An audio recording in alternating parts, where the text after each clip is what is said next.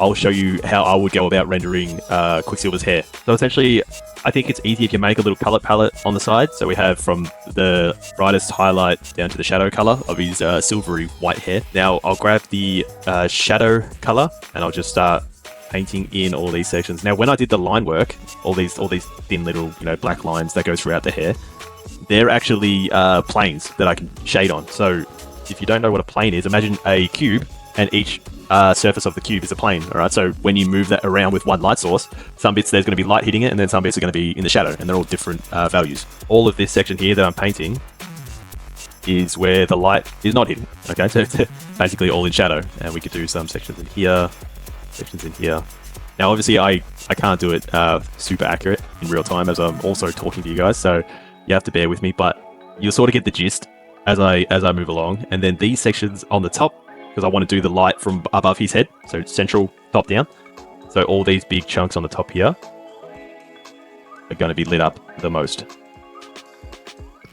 Okay, so we just paint those in. And like I said, it's not super accurate at the moment, but it should get the point across.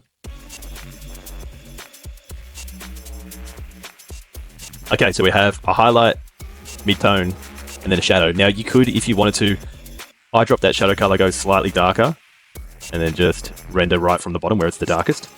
And that just gives you a slight variation in the shadow tones, which can work out really cool. Also, when it comes to the rival style, you have to remember a lot of their shapes actually, because they're quite angular, you can get that cool little, I'll zoom in so you can see that they do that line pattern. So you can add that into little sections if you'd like. And remember, when you're painting, follow along form of the hair. Don't just do random little lines anywhere.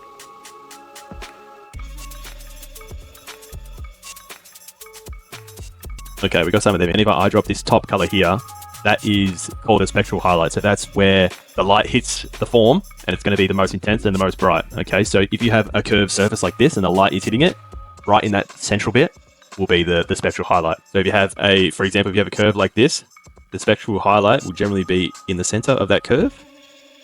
And then you just style it up. Okay, and because I'm doing this hair quite blocky, you know what I mean? All of those things are sharp edges. You want to have the highlight going up the edge and then cutting into the middle where the curve would be.